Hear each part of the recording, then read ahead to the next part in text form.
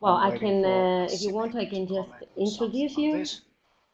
But anyhow, let's start in case there is no official um, Okay.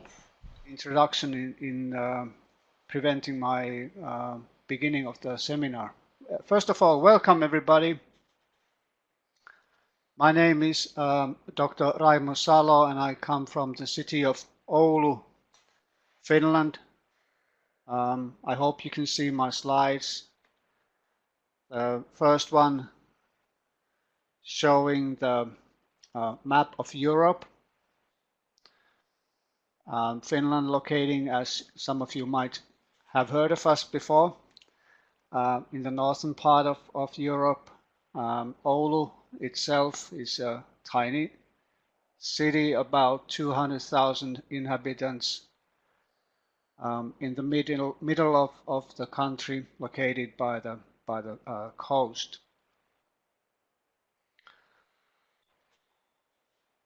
I warmly welcome you all to visit Finland one day. Hope to see you. Hope to see you here.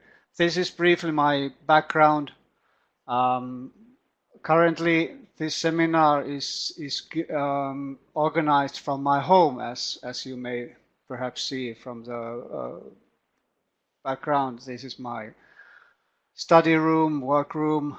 Um, I'm working as the director and founder of the company called Finland School of Education, which is a private company.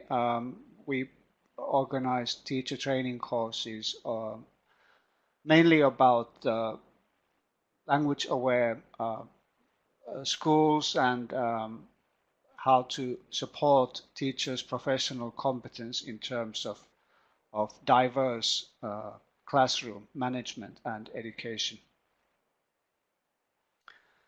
Um, but as some of you may have tried yourselves, the life of entrepreneur, the income is not always so steady. So my daily work currently is at the University of Oulu, where I work as a teacher trainer, dealing with the matters of the diverse classroom settings. I used to be the coordinator of the minority groups education for about a bit more than 10 years. There I was dealing with a lot of national and international development projects, especially dealing with newly arrived migrant students and also with the Roma students. In Finland, we have a very few, a small Roma population compared to many other European countries, but nevertheless, here as well, they need some extra care and support.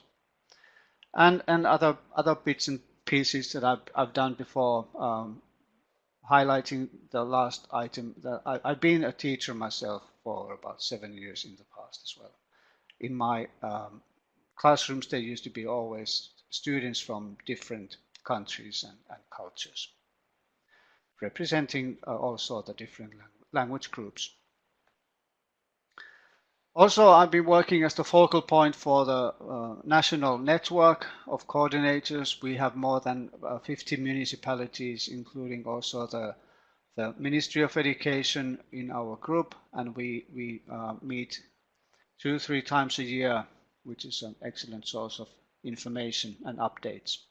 I've been giving training courses in more than 10 countries, and myself spending some time also in Thailand giving workshops and lectures for teachers there.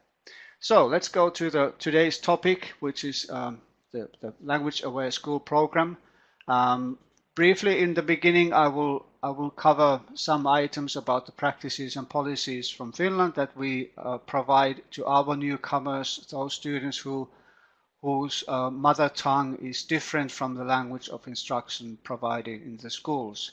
Now, in Finland, the language of instruction is mainly Finnish. In certain areas of the country, it's also Swedish, but that's a minority language group in Finland. As well, we have some Sami language speakers up in the Lapland as well.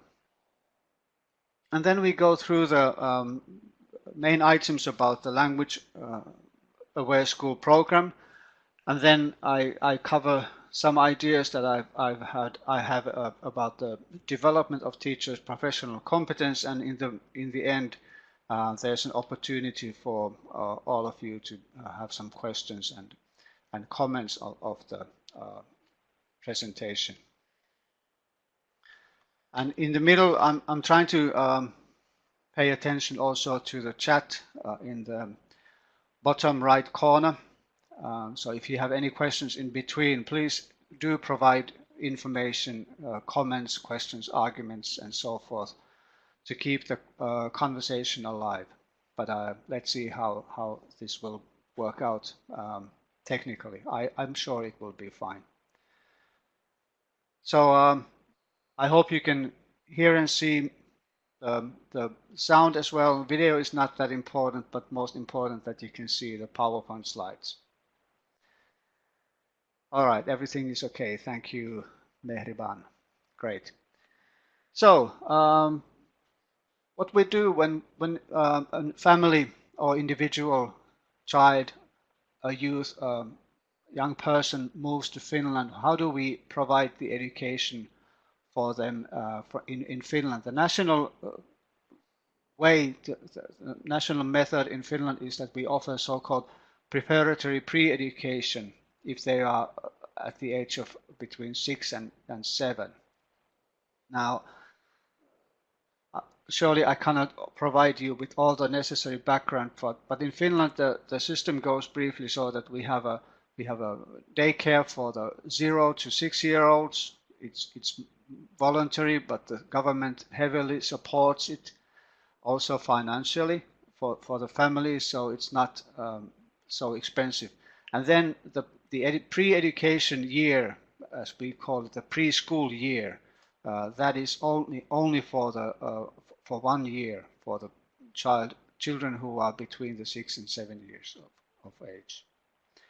So if there are children whose mother tongue is different from the language of instruction, they can attend the preparatory pre-education for this 1 year.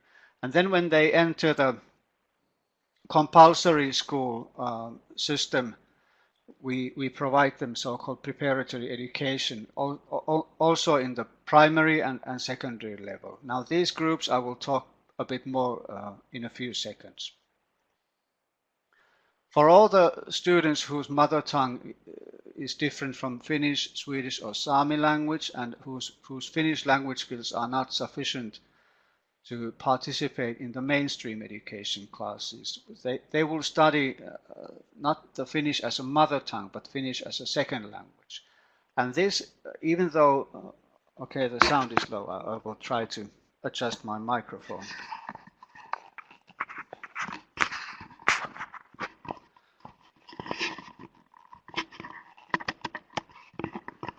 Okay, I also try to speak a bit more loudly if it's better. So Finnish as a second language is still, no matter how long or short time we've had immigrant students in our country, it's still quite a bit of a challenge for most of the teachers, since our country, the culture, especially the school's culture, working culture, is not that used to have other students than the Finnish students. I personally feel that Finland is very young in terms of welcoming people from other countries. Maybe about 20 or 30 years or so we have been trying to adjust to this global change and has affected Finland during the past years also rather much. And because of this background, most of our schools are not used to have other students than Finnish students. But nevertheless, the law, and especially the new national core curriculum, which has started in 2016, we provide this as a school subject for those students who are eligible to get it. And then mother tongue education is provided for those students who have a mother tongue other than Finnish, Swedish, or Sami. Now, this is voluntary both for the municipalities, which are mainly the organizers of education in Finland, but also it's voluntary for students and families themselves, to parents themselves to decide. It's not compulsory, and usually it takes place after hours in the afternoon. It's 2 hours a week, but we also heavily support all students to participate in mother tongue education.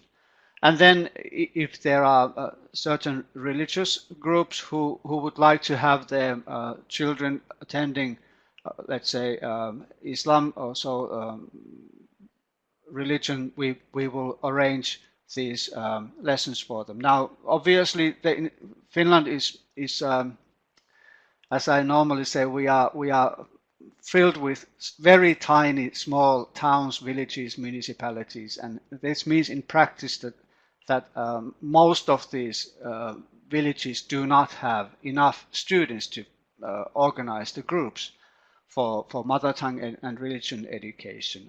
And the other challenge is that they may not find suitable adults to act as teachers for these lessons. But hopefully these problems can be solved one way or another, and also distance education may be used for these purposes. So about the preparatory education, this system is a non-stop system, which means that all students are welcomed anytime to attend the school. These groups are located in certain schools, so they are so-called centralized. In practice, it means, for example, in the city of Oulu, currently we have 9 groups, such groups in 5 primary and 4 secondary schools. All in all, we have about 60, 70 compulsory education schools in our city, but only 9 of them are having these preparatory education groups.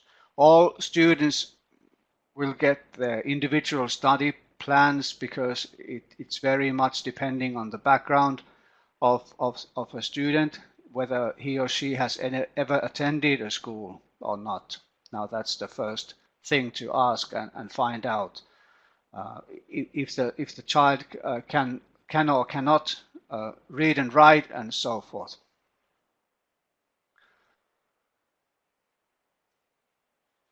Okay, I'll get that. Is having a question. Is study free in Finland? Yes. Only the daycare is costly for parents. Only the daycare time from ages of 0 to 6.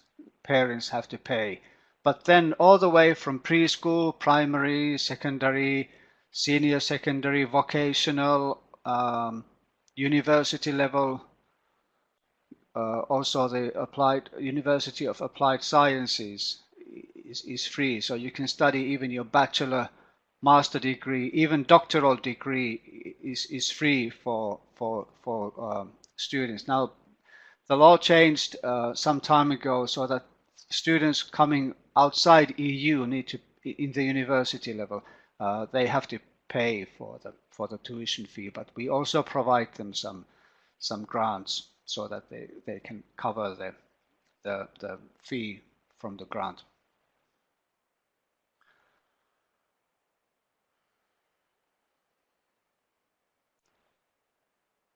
Okay, so yes, the tuition takes place about 1 year from the day the student arrives to Finland. Now, this is the word "about" is quite crucial here, and it simply means that it's very much depending on the student and the progress he or she makes during the preparatory education year. And in Oulu, especially, we are very flexible. They can stay even a year and a half, even 2 years, depending on the students' progress. Normally, we have about 10 students per group, sometimes less, sometimes maybe 11 or so, but usually we try to stick with 10 groups. The national recommendation is 8, maximum of 10. And usually in all the groups we have a teacher with one professional school assistant working together. Quite soon as they start the education in Finland, in these groups, the students will attend these music, arts, sports and handicrafts lessons in the mainstream groups. Now there are many reasons for that, some of them being that they get the newcomers get to know other children from the neighborhood, the Finnish-speaking children, and this way we hope that they will quite soon pick up the language, because normally they spend most of the days and hours lessons with only the other immigrant students. Now the other reason for this, as they get to know the other teachers from the school who may also teach them in the future as they move away from the preparatory education to the mainstream groups. But the emphasis during the lesson is on Finnish language, but we have to keep in mind that the curriculum says very clearly that all school subjects need to be taught. So obviously they attend the very same classes as all other, they attend all the same school subjects as all the other students in Finland, but the emphasis is very much on the Finnish language. Okay, Algeta asks, is there a plan or project of the Immigration Education Ministry and study programs? There is a national curriculum for the preparatory education that all the municipalities must follow and work accordingly. Maria asks if there are assistants who are native speakers. Well, native speakers, in terms of the students' native speakers, we do not have, but perhaps in some bigger cities in the southern Finland, they might have some workers who represent different language groups. Usually they are Finnish-speaking assistants, because the language of instruction is Finnish, and we certainly stick with the language, no matter how difficult it is, as it's said to be the second most difficult language in the whole world after Chinese. But if I may try to lighten up a little bit, I can just say that even the small children in Finland learn it, so it's not that difficult after all. Anyhow, but we will stick with the Finnish language. Olga is asking, what are the duties of school assistants? Well, there are many. Obviously, they will prepare some materials and support the individual work of each student, be in touch with the parents, organize the taxi or bus transportations and so forth. But because we have a very limited time, I think that we will go forward. I would be happy to provide the information to Olga, to you and others if you want to by email. So about the language itself, which is more or less the topic of today's presentation, language, to me briefly, I feel that language is the key and central area of thinking, communication, and thus also it acts as a means for learning. And the language models learning as a process of making meaning in different contexts. Now the different context is highlighted here because in school context it refers to different school subjects. And here we come to the very important perspective of teachers. Why teachers who are working with the students during the lessons in different school subjects, why do they have to be aware of this importance of the language. Why language is the key element for learning, because all the knowledge, after all, is finally constituted via language. And so these concepts, which after all, if we don't even make a difference between the newcomers, or if we don't make a difference between the Finnish and the immigrant students and so forth, let's just talk about students as such. We could easily see that all students in the end are learning new concepts every day during different school subjects, and that's why I personally feel that all teachers should take a look at the importance of language, and be aware of the importance why they also have to, as subject teachers, pay attention to the language that they are using themselves as teachers, and also so that they are aware what kind of language is the material representing for the students as they are studying. This didactic triangle may look a bit odd in the first place, but I would like to explain it briefly to you. It's first of all, it's made by a Finnish professor, Kansanen, but I personally like it very much, that much that I wanted to bring it up here as well. If you look at the triangle itself, it has the 3 points are teacher on top, content on the left, and student on the right. Now, to me, as far as I understand the importance and the meaning of this triangle by Kansanen, is that the green arrow here is showing the reason why teachers are doing their work. The most important task for any teacher is to support the studying that is taking place between the content and the student. The teacher's role is to affect how the studying is taking place, not only in the classroom in certain groups, but especially on the individual level. And at the bottom of the triangle, you can see the red double-sided arrow between the content and the student, which is referring to the learning process. Now, that learning process is individual. The learning process is only taking place between individual student and the content that the student is learning about. And that is something that the teacher is not that much affecting, but the teacher is organizing the education, the teaching, and the studying.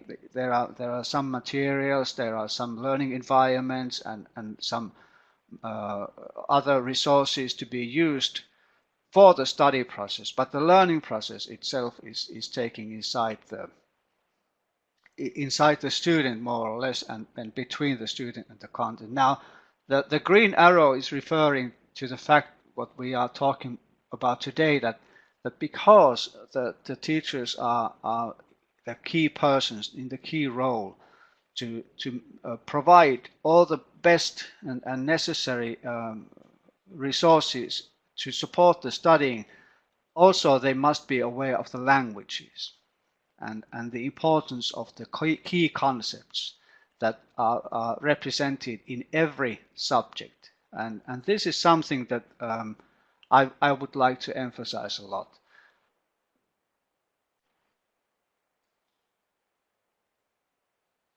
And next, I would like to go from there to present in more details why and how, especially how the teachers can support the language awareness in their classroom.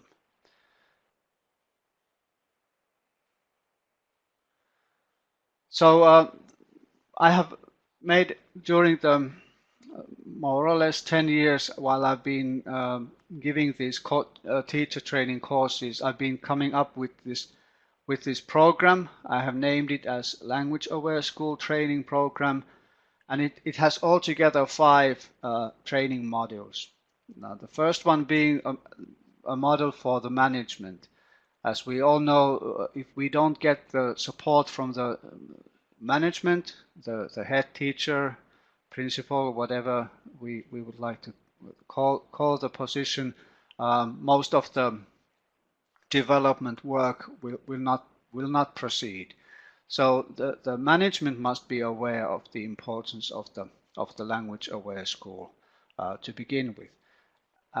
Coming down to the teacher level, to my understanding, the teaching, when you start to plan, implement, and assess your work, it all begins from the fact that you need to pay attention to your knowledge about your individual students, and especially here for those students who have a different mother tongue than the language of instruction. And for that reason, I would highlight the importance of the Common European Framework of Reference for Languages, which is a great tool. I hope you are aware of this document. As the name says, the Common European Framework of Reference for Languages, it is a European-wide document, and this document, to my understanding, is one of the best that can be used by all teachers, no matter if you're a class teacher or a subject teacher, or on what level you are teaching, primary and so forth. This is something that you can use to become aware of the language skill level of all of your teachers. Of all of your students, but especially of those students who have moved to your country from abroad. And with the help of this knowledge of your student, all of them especially, you can provide individual support. Now, this individual support is one item in this training module number 2, and in practice it means that we cannot demand, we cannot ask students to study on a certain high level if their language skills level are still rather low. Just to make it a bit more clear, that the reference framework of reference that I was talking about earlier, it has got six levels. Now, if you start to study a new language, as you move to a new country, you are starting from the level A1, and then you proceed A2, B1, B2, C1, and C2 in the end. And if you are in the C2 level, you are very fluent. And with the help of this framework of reference for languages, all teachers can set the level for every subject for the student. Because if you demand too much too early, the student will lose motivation to attend school and be an active student. But with the help of the good knowledge of your student, you are able to, as a teacher, you are able to set the level of demand also in every subject on a right level. Now, as I told you earlier, the preparatory education group students attend the mainstream groups already in music, arts, music, and sports and handicraft. The reason being that in these school subjects they don't need that much. They don't need that much Finnish language. Of course, they do quite a lot, but you can still play football and play an instrument and so forth, make art objects without good knowledge of Finnish language skills. Okay, the third module is the students' language skills development. Now, this is a straight continuum from the module number 2, because as a teacher you are aware of your students' language skills and how it is developing.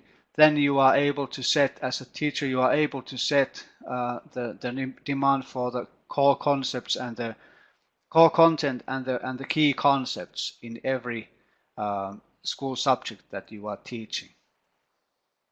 The module number 4 is supporting the learning to learn skills. Now, this is my personal view and opinion, but to me, this kind of learning to learn skills should be emphasized quite a lot more than they are being emphasized at the moment, especially in Finland. I don't know about the other countries as much about the curriculum level, but we the new curriculum, which is as I said, it started 2016 in the primary school level. That highlights a bit more the learning to learn skills than the previous one. But nevertheless, I come back to this these skills in the following slide a bit later on. But to support these learning to learn skills also includes in this training program some ideas and practical knowledge about teachers how and why and how they ought to give time and space for all students to practice the new concepts learned in every school subjects. Why in every school subject? Why should they be able to give the time and opportunity for their students? One of the key items here is that the school as a place and lessons as a time are in most cases the only way for the students to talk school, if we may say so. Outside the school, they have the other activities, and they don't get to have the opportunities to communicate and get to interact with other peer level students in terms of the new language, which I mean that they can talk chemistry, they can talk physics, history, and so forth. And finally, maybe one of my most favorite topics is the assessment.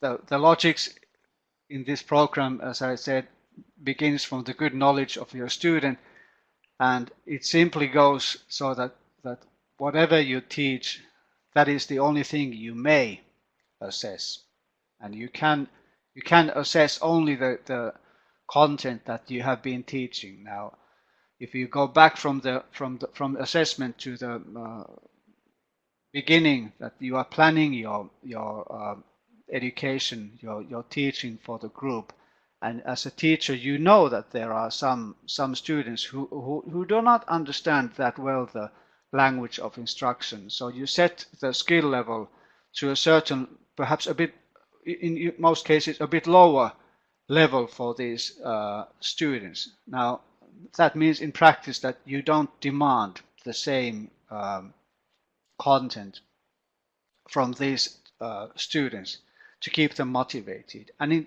that also refers to the fact that it means that if you're not teaching all the same content for these students, it also means that you are not assessing them in the same way. Now, just to conclude the final training module number 5, I say that to my understanding and the way I see the role of assessment is simply that the assessment should support learning. Only the information that the assessment gives to students is something that will help them to perform better. That's how I see it. Okay, I look at the chat in the meantime. Are goals low for the newcomers? Yes, especially in the beginning. As I said, the preparatory education for the For the newcomers, which takes place about 1 to 2 years, the goals are very low, and after the preparatory education, when it finishes, they get a certificate of attendance without any grading. There will be no grade levels set in the document. It only contains the fact what subjects have you been studying and how many lessons and so on. But as I said, it's very flexible. They will focus on the Finnish language skills. Visits in museum, historical places, and so on. Yes, this is something that I could talk another hour easily, because I've made my PhD research about this sort of a project that we made here in Oulu some years ago. I came up with an idea that let's take the children out from the classroom, and we did so for 3.5 years. Every month, all the preparatory education students left the school building, and they visited all kinds of other learning environments than school or classroom. But maybe we can organize another webinar for that. That's actually one of my favorite topics to talk about. Yes, Maria Rosaria says students perform better if they know assessment methods. Exactly, I totally agree, because assessment should not be something done secretly at the end of a period, but the assessment criteria should be given to students beforehand, and also for parents. I always highlight the importance of parents in school system. They are rather often neglected. But anyhow, yes, I totally agree. How can you be sure as a student what is expected from my knowledge if you don't know that beforehand? No grades is good, says Olga. Yeah, well, I just like to make it clear that the no grades is only for the preparatory education students. As soon as they are starting their education in the compulsory education system, of course they are being graded. But the new curriculum says that the grading may be verbal up to the grade 9 spring certification, which is so-called final certificate of the compulsory education. And on grade 9, the final certificate must be graded, and the grade system in Finland is from 4 to 10. Monica is asking, can migrant students start attending lessons at any periods of the school year? Yeah, yes, they as they move to Finland, as at any time of the year, we are not interested in their status. Are they refugees or are they workers or whatever they are? We get the information from some official, some partner, and our job is to organize them a place in the school, and they can come any time. Normally the academic year in Finland begins about the 10th of August or so. So they can start anytime. Susan is checking for 1 year, no grades. Yes, for 1 year, about as they are in the preparatory education, which is the time period as they move to Finland, and after that they are being graded. Okay, let's go forward. I'm afraid that the time will not be sufficient. Next, I will show you a slide that I have developed a long time ago. At the bottom you can see the academic year being divided into autumn and spring semester, and on top now you can see the curriculum content and objectives at any subject. It doesn't matter what subject we are talking about. My idea here is simply that okay, let's imagine that the academic year is divided into eight periods. Now, as soon as the teacher has has planned, designed the coming academic year, I personally think that the next step should be that the teacher is thinking about how to assess. How do I, as a teacher, assess this and that content during the academic year? And as you can see, the letters and hopefully also the colors in the assessment methods, with the letters and the colors, I simply mean that as a teacher, one should provide opportunities for different kind of learners. We know that there are some students who are good in reading, some in writing, some in listening, some in speaking, and so forth. Some may be good in acting and whatever. But the point here is that not all students are good in memorizing things from the heart and then writing down on the piece of paper. And that's why teachers should organize opportunities. They may have read different assessment methods from books, attended workshops, or heard new ideas from their colleagues, but nevertheless they should provide opportunities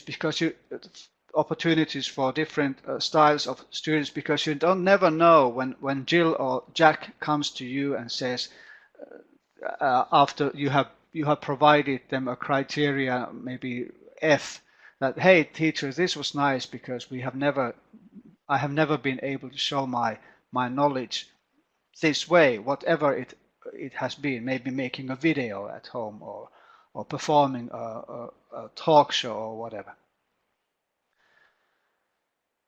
Okay, I go to the chat in a minute, but then the teaching methods should do the same, more or less.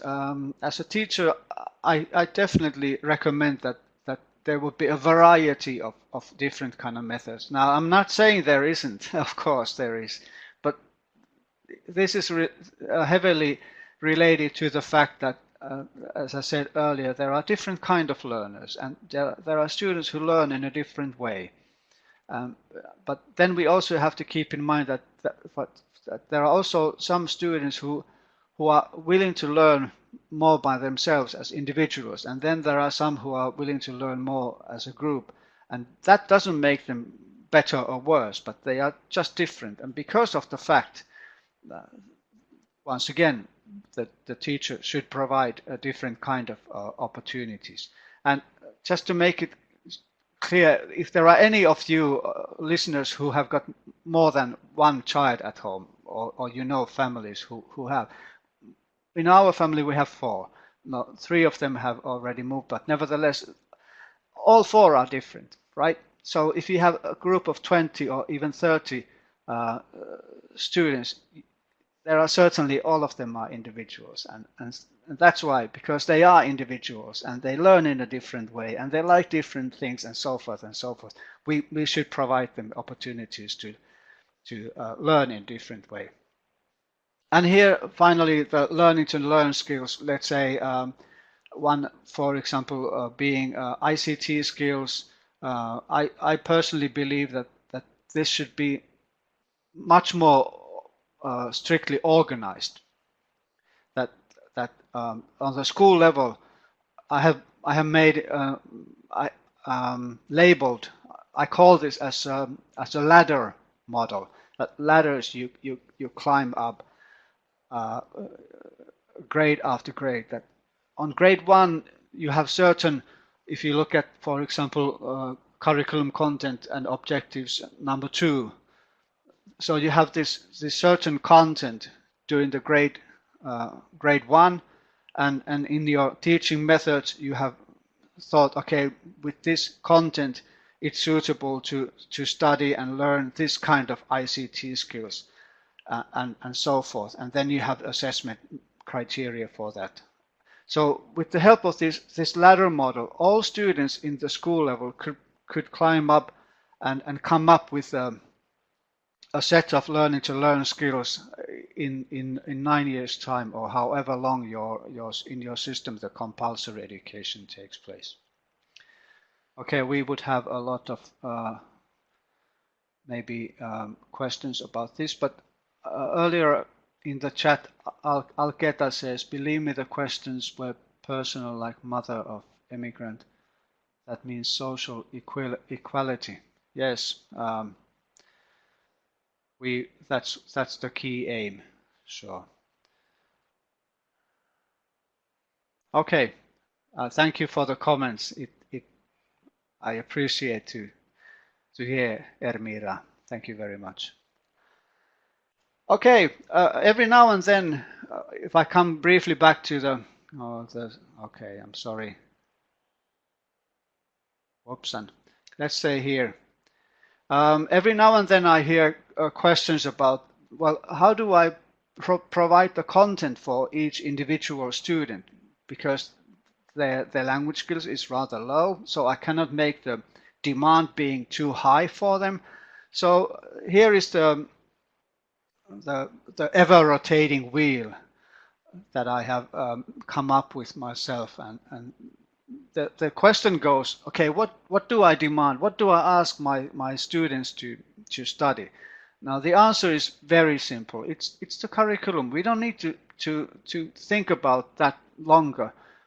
We only look at the national core curriculum. Okay, what are the content and the objectives set for every grade level? And from there, we can take the so-called core content. Let's make an example. If the other students are studying 100% of history content on grade number 6, so maybe the student whose Finnish language skills are not that good, they may study maybe 50 or 60% only of the core content set in the national core curriculum. But we cannot ask him or her to study the whole 100% because it's not possible because of the low language level, which by time obviously will develop, but not yet. It will take time, as we know. Language learning will take years and years. It's said, by the way, it takes about 5 to 7 years to gain the knowledge of academic language skills. Anyhow, so these content that are given in the curriculum, the teacher will write them in every student's individual study plan. And as I said earlier, whatever you teach, only that and nothing else you will assess. And after this period of history, for example, you have been teaching the core content, maybe 50 or 60% of the curriculum content. Then you assess that with whatever method is suitable for that individual.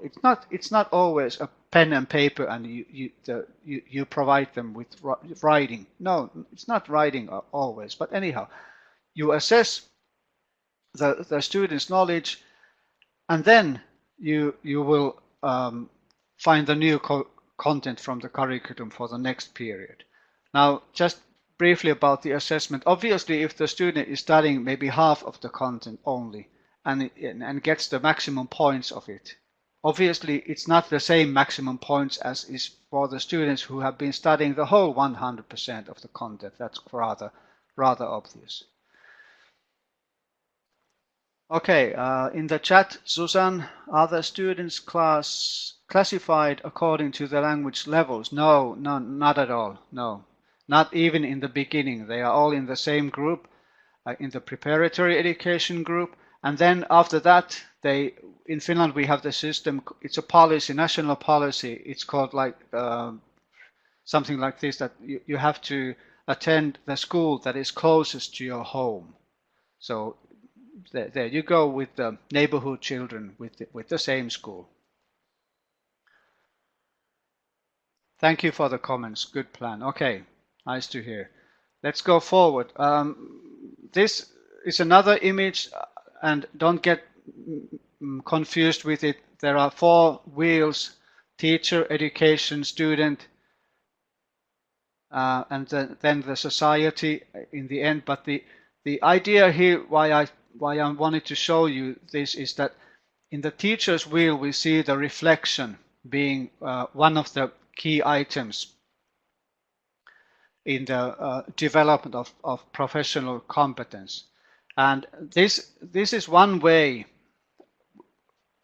that the teacher is performing the work to perform the education containing the curriculum, authentic learning environments, and so forth. The student itself, there are many items we would like to develop, not only the academic skills, but the final goal for the teacher's work, from my understanding, should be that we will in the end promote integration, equality, and parity. Now, talk about the reflection a bit more.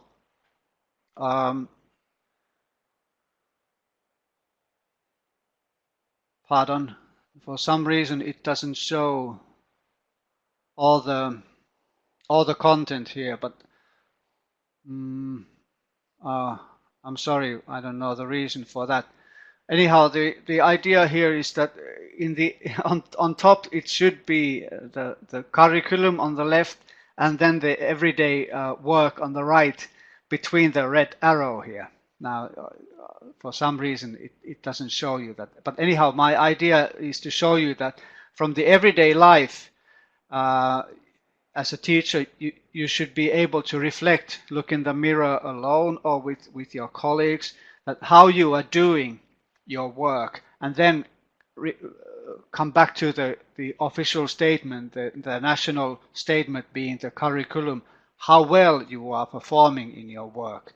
And my point here is that the reflection makes your unconscious action more conscious, being that from this orange side of your brain, more or less, you will, through the reflection, become more aware of your work and the way you do your work. And if I could be the king of Finland, so to speak, I would give an order to the kingdom that all teachers should be able to write an essay every 5th year or so, and the title of the essay should be, "Why do I teach as I do?"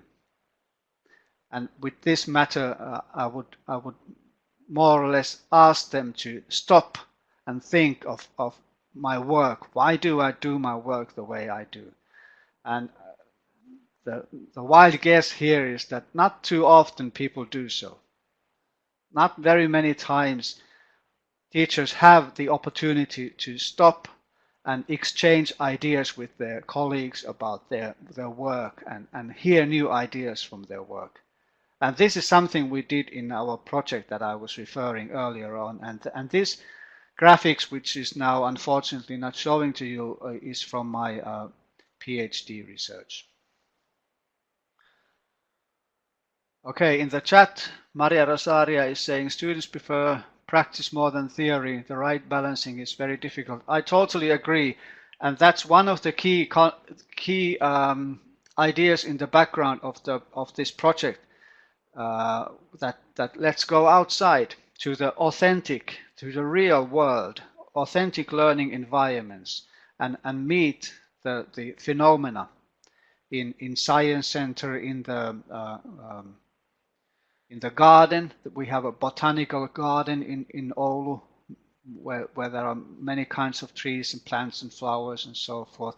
There was a animal park with some certain animals they could see, and so forth and so forth. So I totally agree. Thank you for your comments. Nice to hear. Now the reflection is oh dear, this is another image that is not now showing, but I hope that I will be able to send these slides as they are through eTwinning to all of you, so you can see. But here is a logo that I designed for another project that I will not now talk about because it's not visible. And this slide here is the main idea is simply that that in the middle is the key cycle of the project we did with the help of orientation to the study visit, and then the students and teachers were reflecting together what they were seeing and learning during the study visit, And on the left-hand side, you can see that there's planning tuition together, and that is referring to the teachers' meetings we had once a month that were proceeding and also taking place after the study visits. As you can see on the left-hand side, there is a box saying reflection with colleagues. And with the help of this system, this ongoing cycle, we were able to not only to develop the didactics, the way the education was taking place, but first and foremost, the development of teachers' professional competence. And this kind of ongoing development work really was helpful for most of the teachers participating in this cycle for 3.5 years' time. Obviously, we were also trying to develop the school's working culture and the values of, and culture of the society in the end, which is now being here in Finland. Okay, finally, I would like to make some questions to be discussed later on in your own context, if I may say so, that it's sort of like homework for you, voluntary obviously, because it's Friday afternoon. But anyhow, this is something you may find interesting or challenging depending on context. But first of all, appreciation of cultures and languages. In practice, it's one of the content in the program as well. How are the languages visible in your school building? In case you have students whose mother tongue is different from the language of instruction, are the other languages anyhow visible? Is there like for example, a map of the world, including the languages represented by your students? Are the students able to use their mother tongue during the lessons or in other occasions during the academic year in your school? The second item, to read or to understand.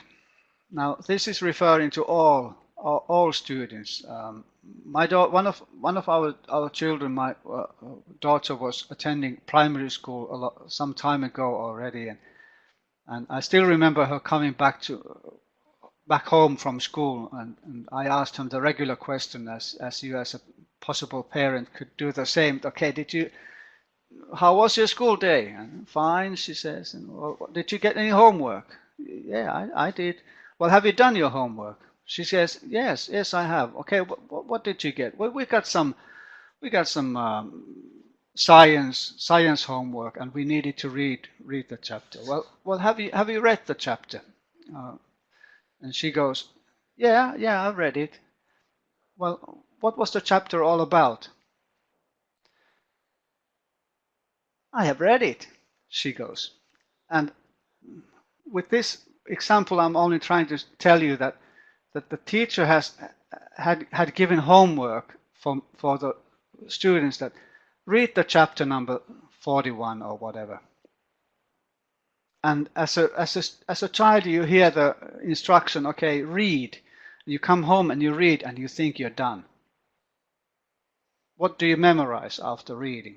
What did you understand of the reading? Would you be able to explain the content for others, and so forth and so forth? Now, this sort of skills and tactics are very much included in the teacher education program that I was referring earlier. And another way to look at the understanding perspective is that, as I write here, that teachers have got an important role of giving feedback to grow students' understanding. Now, this feedback should take place rather often, not at the end of the session or a period after weeks and weeks of studying, but throughout the lessons and days. And with the help of this feedback, it's vital, it's very important that the students have the opportunity to revise their work. In other words, do something again better according to the feedback received from the teacher. The third bullet point here is why question making is a good method to gain new knowledge and grow students' understanding. Well, just to make it very short, because I apologize, it's already past 6 o'clock, but just to make it very clear, if I would have started my webinar by saying, okay, make a question about something related to Finnish culture or Finnish food, it might have been rather difficult for you to do in details, because I assume that most of you are not aware of this Finnish culture as such. And with this example, I'm trying to say that you are not able to make questions until you are aware of the content and you master the content yourself. And this was one of the practical methods that I used quite a lot as a teacher myself in the past. I put my students were always sitting in groups in order for them to communicate with each other. But every now and then I set them to make questions to other groups. Now, especially young children, they are very enthusiastic in this sort of exercise. They feel that they are able to make difficult and very hard questions for the other students. And what they needed to do in order to make the questions, they need to read the content together, talk about the content, use the language, use the new concepts, and make interaction with each other to find a common understanding of the content, and then make an agreement of the questions for the other groups. In other words, they were studying together, they were learning, they were talking, they were using the new concepts as a teacher I wanted them to. The objective, to perform or to learn. Now, very quickly, the difference here, to my understanding, is that once you use the knowledge that you have gained in your lessons, you are performing. But if you are learning something, then you are more or less creating the knowledge yourself. And this is something that we could also talk a bit more perhaps later on. The last item, what kind of competence do we value? Hence, we teach and assess. As I said earlier, I personally very strongly would like to see other kind of skills as well as academic content skills being valued and thus taught and assessed. Referring, for example, to group work skills and social skills and interaction skills and other learning to learn skills. Okay, that's about what I had planned to take place during the hour or so that already has passed, but I will now browse a bit up the chat window to see if you have made other comments. Alketa is saying, I think that when we are in practice, the questions we are going to develop are essential to achieve balance with the theory learned up to that moment. Yes, I totally agree. If possible, it's not always the possibility, but if possible, the theory studied in the classroom could be put into practice in another learning environment. Lilia, exactly, authentic learning makes students more interested and involved. I agree, and in certain cases, I could take a wild guess between us that as a teacher, if you take your class outside the classroom, most likely you will find out and see that some of your students are showing some qualities, something of themselves that have never ever appeared in the classroom setting before. But once they are in another environment, they something wakes up from them, and in most cases you are positively surprised.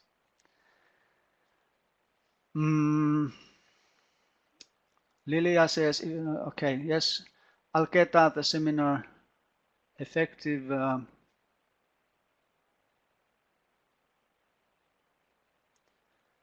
Thank you very much, Alketa. Very nice comment to read. Ermira says, making questions good way to understand better. Yes, I totally agree. Maria Rosaria, students have more problems in understanding scientific subject. Yes, that's the same. I think it's more or less a global challenge. And here especially the teachers must be aware of the importance of language and how to represent the key concepts, not only represented as verbally on the blackboard or wherever written, but also perhaps with the help of pictures, videos, and so forth. Okay, Belgin Saga Stenel, dear Raimo, do you think create a group for this topic in Twin Space? It would be better. I think there is some already. I may be wrong, but I think there is some group referring to language awareness. But here I would like to refer you to the eTwinning organizers who are behind the whole scene. But I agree, it is important indeed. Maria says the language of the study is more complex than the spoken language. It is more complex, obviously, because we have our active set of concepts that we use is more or less to do with the common everyday living in our environment. But not always we are not used to use the so-called academic language. And that was something I was referring earlier, that all students, no matter where they are born and no matter what their mother tongue is, all students are learning new concepts. And that's why the teachers must be aware that no matter what subject am I teaching, is it arts or is it history or mathematics and physics and so forth? As a teacher, I must be aware of the fact that all students need my help and guidance with the new concepts. And this is something we go through in the modules.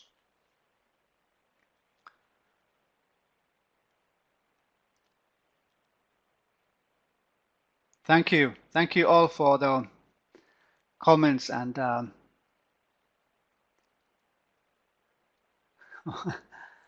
overwhelmed with your thank yous. Thank you very much. It's been a pleasure to me. You can see my contacts here, contact information, email address raimo.salo, raimo.salo@FSOE, Finland School of Education.fi, and I will be happy to receive your emails and get back with the help of emails to you if you have any further questions about the topic. And I will promise to send the slides as a PDF version to the eTwinning organizers.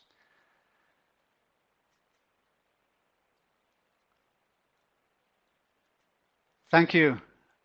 Yes, Agnieszka, the Finnish education is said to be the best in the world. We're looking for more secrets to be shared with us. Well, I hope these are not any secrets, but thank you for your comment. It is said to be one of the best. I'm not saying it's the only one, but maybe one of them. And our system is developing as well all the time. We are having new students and new teachers and new curriculum and so forth. And it's also hard work at this side of the end. We are doing our best all the time. Great.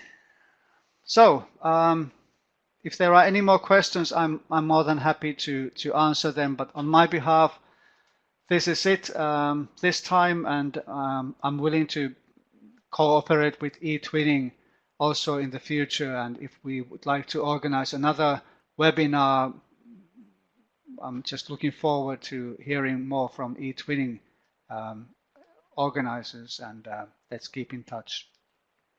So I wish you all a very happy and warm summer and happy holidays when you are having your summer holidays. Hope the sun is shining. Today in Finland it is rather sunny at the moment. It's about 20 degrees. So thank you all, and hope to see you again.